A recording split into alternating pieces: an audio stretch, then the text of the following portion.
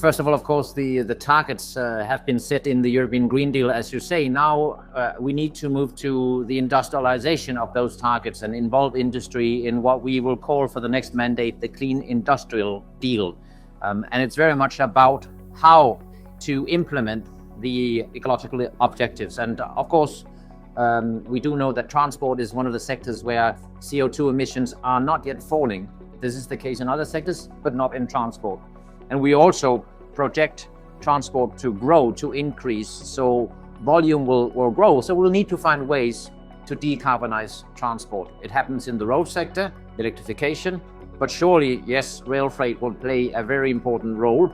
And so the Commission aims at a modal shift to rail freight, not just as a reduction of CO2 emissions, but also as a very energy efficient mode of transport.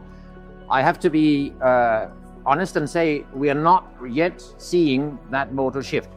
In 2015, the shift of rail freight was 18.7%, and over the last couple of years, it's decreased to around 17%. And so there are a number of things that needs to happen for rail freight to earn the competitiveness to see its share increase. And that's what we will be working on in the coming years.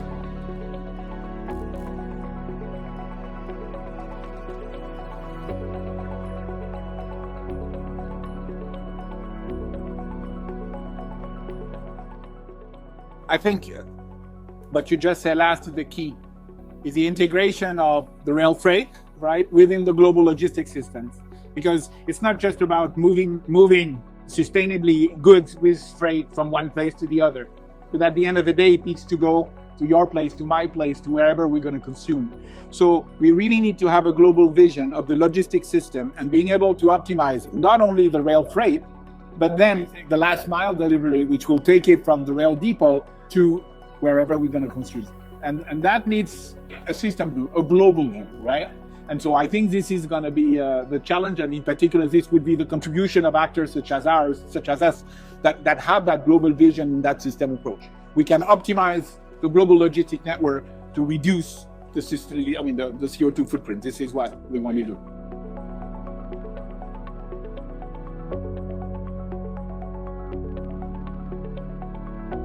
I find it very significant. We have gone from a number of years where ERTMS was considered a sort of a nice to have overlay system on top of national systems. And I think member states have in the European Union realized that if they don't implement ERTMS, first of all, they'll be paying double. The maintenance, the installation of the national systems, some of them are becoming obsolete. And then in order to ensure cross-border traffic, ERTMS on top. This is not a sustainable model. It generates unnecessary costs. But I would also say ERTMS has proven that it is safer compared to the systems that are now in place. Rail is very safe and safer than road transport for sure. But there are accidents, and whenever an accident is reported to me, the first question I ask is, was ERTMS installed on the line? And invariably the answer I get back is, no, not yet, it was planned. And so this is certainly something that needs to be accelerated. I feel that member states have now realized that this has to be accelerated. We are collecting, as we speak, the national deployment plans for ERTMS, member state by member state. And over the coming months, we will be looking at that coherently and make sure that you don't have one country doing it one way and another country the other way, and then not connecting across borders. So I'm hopeful that by 2030, ERTMS will be the single one and only pan-European signaling system. And I'm hoping that industry is investing and industrializing production of ERTMS, because we also need to drive down the costs. Member states are concerned about the cost of ERTMS. So those who are producing must use this opportunity of going to scale to make it a cheap system. ERTMS stands for the European Rail Traffic Management System. In my mind, it's the system where ERTMS, everything really turns much simpler. That's also an abbreviation for ERTMS.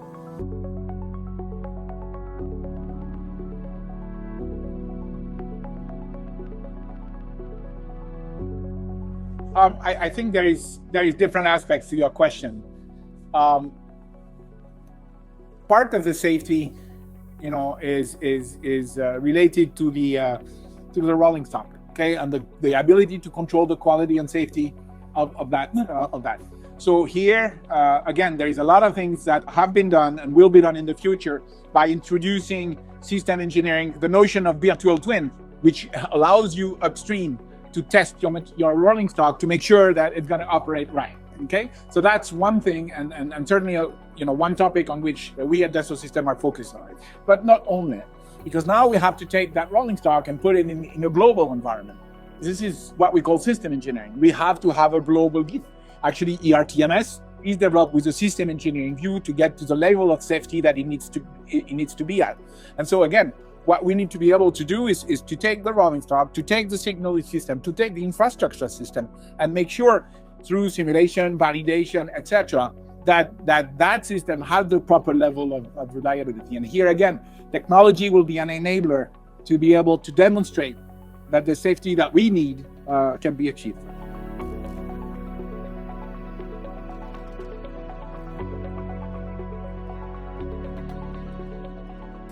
Well, I think what Guillaume just said, the need to model and anticipate applies to this question as well.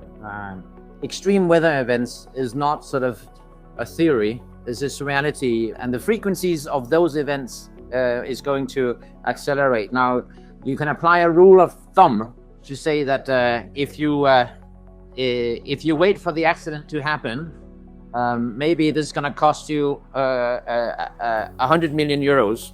For every week upstream you are able to anticipate, you will reduce that by a factor of 100, 10, etc. And so it is about using the technologies to model these events. And that's where I think digital twins, etc., are necessary. And it's the case in every single sector. We need to anticipate and mitigate the effect of climate change.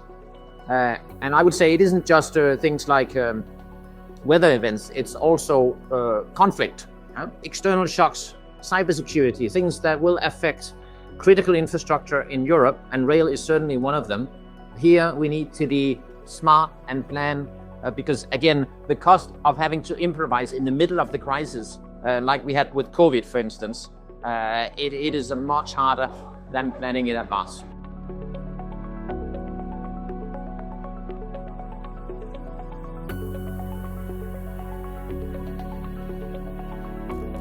I think first to the point of Kristian about virtual twins. Obviously, the ability to have a model of something, right? To be able to test scenarios, good and bad, and to try to prepare ourselves for response is really critical. But there is another thing. Imagine now that you feed that twin, that model, with real data, right? The data of everyday life, of the way the train is functioning, of the way the infrastructure is reacting. Then you can predict, because those models are predictive models. So they will see the trends and they will tell you, okay, you're going to have a catenary problem here. You're going to have, whatever disruption here coming. And so that's also, I would say, the second pillar of that disruption management is the ability to run predictive models and to be able, therefore, to anticipate on some of the issues you're going to have. So the last point is we also need to find ways to be much more reactive. So, proactivity is better, but in some cases you get stuck, so you need to be more reactive. And so again, you need to have a holistic approach, to have a system approach, a global approach, so that you can extremely quickly react, take the good decision, and make sure that your decision that you're taking, here, is not affecting significantly in the bad direction what is happening here. So this global holistic view and this ability to have a global, I would say, synchronization or optimization of the activity to mitigate the disruption is also, I think, one of the critical factors and where technology can help.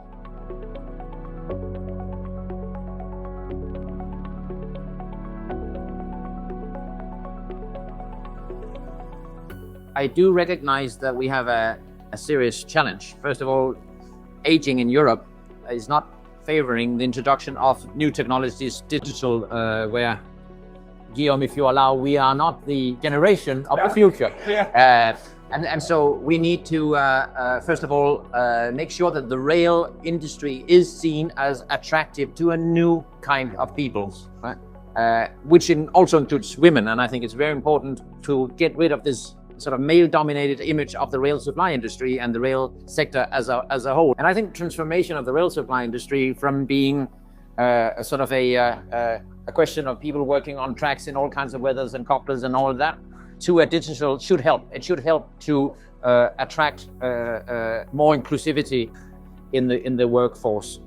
Then I think also the fact that we are integrating and maybe overcoming the fragmentation will allow us to create a stronger internal labor market within Europe, where skilled labor force can move and not be stuck with one company, one member state, and this is your career for life.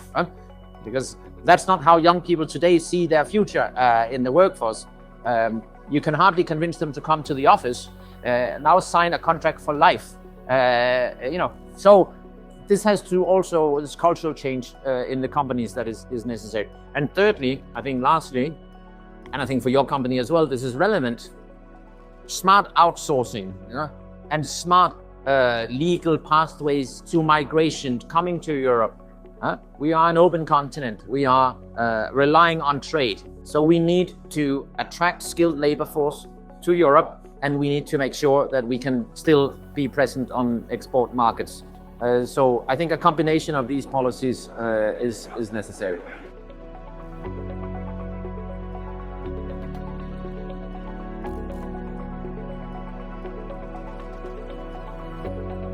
So again, the topic of the workforce of the future, I think it's threefold. The first one, as you said, we have an aging workforce, okay, that's going to retire. How do we save that knowledge? Right? It's really important that we can capitalize on that knowledge. And we do believe that there's a system that, virtualization of that knowledge through, the virtual twin and the enrichment of the virtual twin is obviously the way to go. So this is a very important topic. The second is based on that. We need to find ways to train this new workforce, to transmit to them the knowledge, okay? And again, and you will see that here, we can do that. We can emerge newcomers into the knowledge of their field so that they get trained, they understand, and they can take decisions. Third is, and again, you point that also to this, and since COVID, it's even worse, is the attractiveness of those type of jobs, right? In particular, when you talk about manufacturing, when you talk about operations, people think this is kind of the army type of things where you don't decide for yourself and we just execute. This is not true. And if you want to get agility and efficiency in those operations, you need people that can think for themselves, take decisions. But to do that, we need to enable it. Not only training, but we need to give them the information properly managed, properly presented, so that they can take proper decisions. And so it's our role, in particular in the digital industry, to provide and to package that information so that they can take decisions, so that their job become more and more interesting. So capitalization, training, and making this a more developing world is a challenge for us to support the growth of that industry. Thank you. Thank you.